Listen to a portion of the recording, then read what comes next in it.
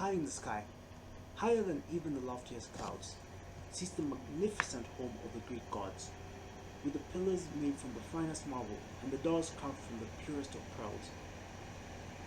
They will forgive you for thinking nothing ever went wrong here, but nothing could be further from the truth. The gods shuddered in their thrones made of only the purest of gold, silver, and platinum, with their iconic items right beside them, ready to be utilized at a moment's notice. And sitting amongst them was the cause of the discomfort. Hades, the god of the underworld, had just requested for that his domain be made larger. Hades, my dear brother, why does the underworld need to be larger? Queried Hera. Sensing the challenge in the question, Hades played to his advantage. Well, Hera, if you took enough time from cursing every woman that comes within 6 miles of your husband, you would notice that the humans are fighting wars. And some of those wars have been instigated by some of you that are sitting here today. That so many souls are coming in that poor old Sharon is down to his last little bones.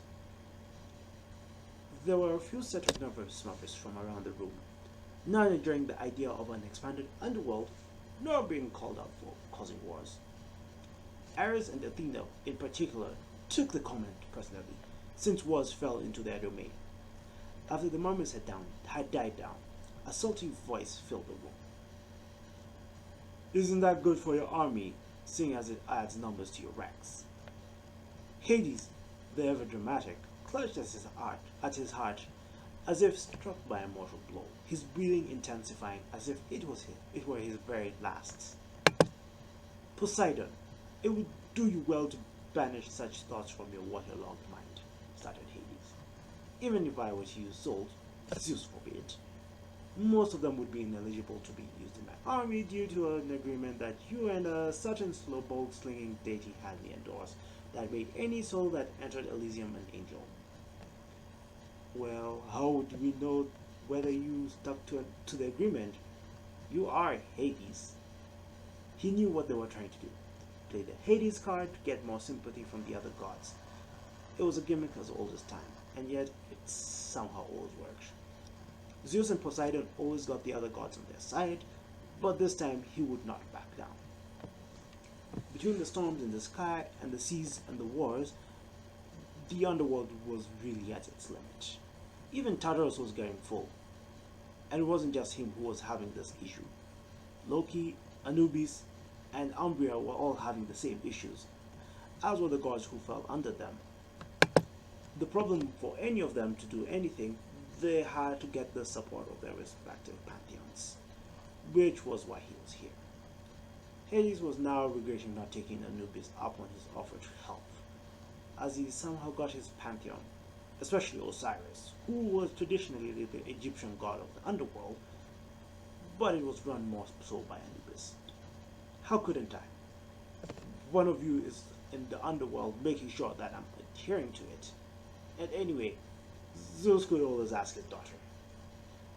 Zeus and Hera both grimaced at the comment. Hades knew that the defection of their precious daughter to the underworld army was something that they just could not and would not accept. And as much as he needed them to be on his side, he just could not let the jab pass. It was in his nature. Well, it looks as if we're done discussing. Should we put it to a vote? Poseidon said. One by one, the gods nodded. Knowing that he was afoot fighting a losing battle, Hades agreed. Very well. All those for the expansion, raise your hands. As expected, only Hades raised his hand. Well, Hades, it seems like you won't be getting your underworld expanded today, it seems. Struggling to keep his temper in check, Hades stood up and headed to the teleporter that led to the underworld. But before he left, Hades turned around and faced the gods one last time. You have stood against me for the last time. Now you will have to live with the consequences of your decision. And with that last threat, Hades walked out of Olympus, furious. One of these days, I will grab that ball-slinging goddess stupid thunderbolt, bend him over, and shove it up his idiotic. Ahem. Is it safe to assume that the negotiations to expand the underworld didn't go as planned? Startled, Hades spun around and blasted off some fireballs, nearly burning his loyal general. Persephone, you startled me. I keep telling you to give me some warning before you enter. He would not harm her.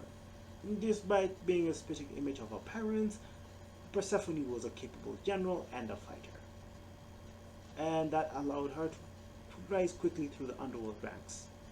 She was also one of Hades' most trusted confidants, and that made her Hades' right-hand woman. If you wanted to get to Hades, more often than not, you would have to go through Persephone. You did answer my question.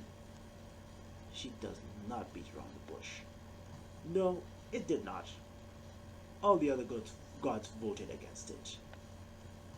Did you make some snide comment that would have made them want to vote against you, despite the arguments you made? Does nothing ever get past this woman?